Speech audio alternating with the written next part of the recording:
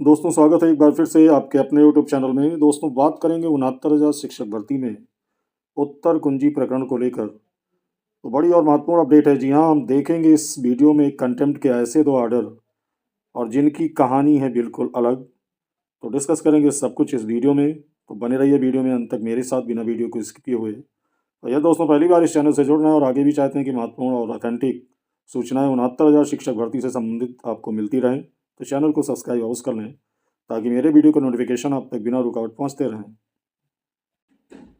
तो दोस्तों ये रहा पहले कंटेम्प्ट का ऑर्डर जो कोर्ट नंबर 17 में सुना गया है और आप देख भी चुके होंगे। Contempt application civil number 3940 of 2024। Applicant हैं सुरभि सिंह और अपोजिट पार्टी तो आप जानते ही हैं, वैसे शिक्षा सचिव सुरेंद्र कुमार तिवारी जी और अन्य को बनाया गया है। और इसमें अधिवक्ता हैं श्याम मोहन उपाध्याय जी। और ये लखनऊ हाई कोर्ट में इसकी सुनवाई हुई जस्टिस मनीष कुमार जी की बेंच में। और ऑर्डर क्या आया तो यहाँ देख सकते हैं, no one has appeared on behalf of the applicant nor any request on behalf of the applicant for adjournment of the case has been made. C Ranvijay Singh learn counsel for the opposite party is present. फिर आगे कहा गया accordingly the present application is dismissed for want of prosecution. तो ये है order और ये order आया है 9/12/2024 को। अब इसका सारांश मैं आपको बता दूं शुद्ध हिंदी में, तो यही है उस ऑर्डर का हिंदी रूपांतरण जो कोर्ट नंबर 17 का है। और यहाँ पर देख सकते हैं, आवेदक की ओर से कोई भी उपस्थित नहीं हुआ और ना ही आवेदक की ओर से मामले को स्थगित करने का कोई अनुरोध किया गया है।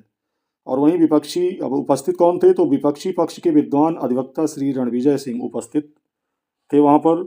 और तदनुसार वर्तमान आवेदन अभियोजन के अभाव में खारिज किया जाता है, यानी पूरे कंटेम्प्ट को ही खारिज कर दिया गया पैरवी के अभाव में, देख सकते हैं। और उसी क्रम में आपको बता दें एक और कंटेम्प्ट के ऑर्डर के बारे में जो इसी कंटेम्प्ट के आसपास के समय में सुनवाई हुई है कोर्ट नंबर 4 में। कंटेम्प्ट एप्लीकेशन सिविल 6564 ऑफ 2024 और इसमें अप्लीकेंट है नेहा त्रिपाठी एंड 3 अदर्स, देख सकते हैं। और इसमें भी अपोजिट पार्टी वही हैं और अधिवक्ता इनके हैं अनुराग त्रिपाठी, जैनेन्द्र पांडे, राहुल कुमार मिश्रा। और ये इलाहाबाद हाई कोर्ट में इसकी सुनवाई हुई ऑनरेबल अजीत कुमार जी की बेंच में। और इसमें ऑर्डर क्या आया है, instructions filed today by learned standing counsel is taken on record. It is agreed between the parties that the controversy involved in contempt application civil number 9332 of 2023। और फिर आगे कहा गया है, let it be connected and listed with the said application on the dated fixed in the said case.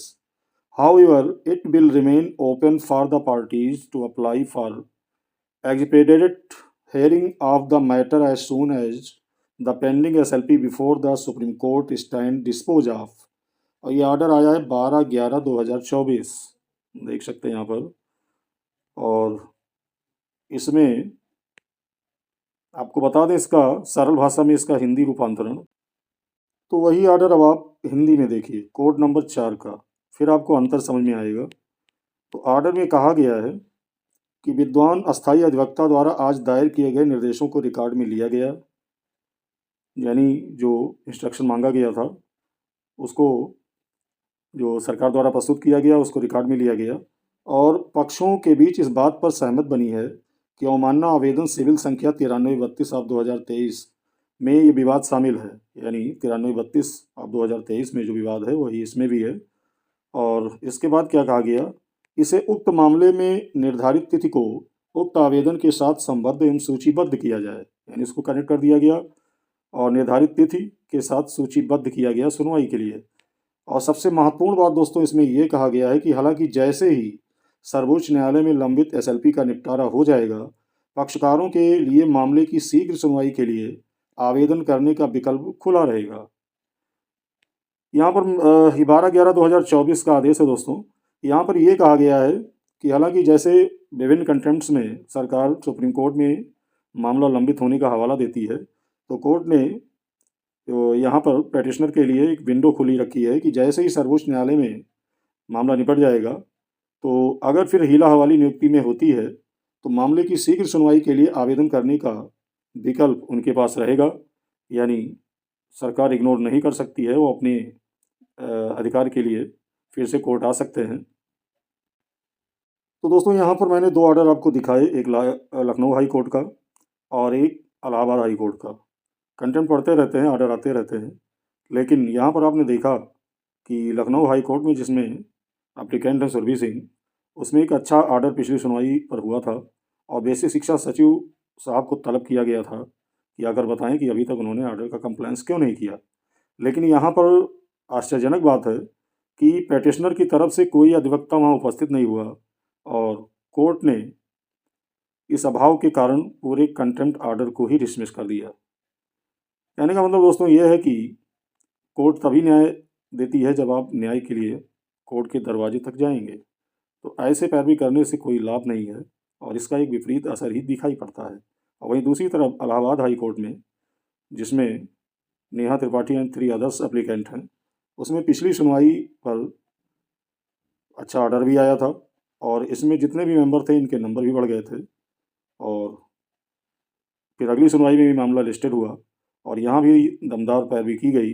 उसी का नतीजा रहा कि कोर्ट ने एक अच्छा ऑर्डर दिया और ऑर्डर में ये भी जोड़ दिया कि यदि सुप्रीम कोर्ट में मामले के निपटारे के बाद भी यह न्याय नहीं मिलता है, तो याचिगणों के पास ये विकल्प खुला रहेगा न्याय के लिए कि वो आ सकते हैं।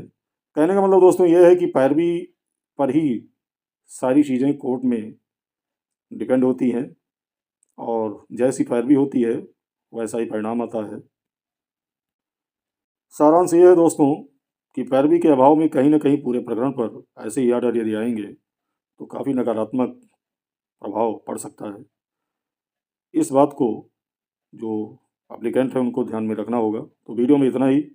बने रहिए चैनल के साथ लेटेस्ट अपडेट के लिए। बहुत बहुत धन्यवाद।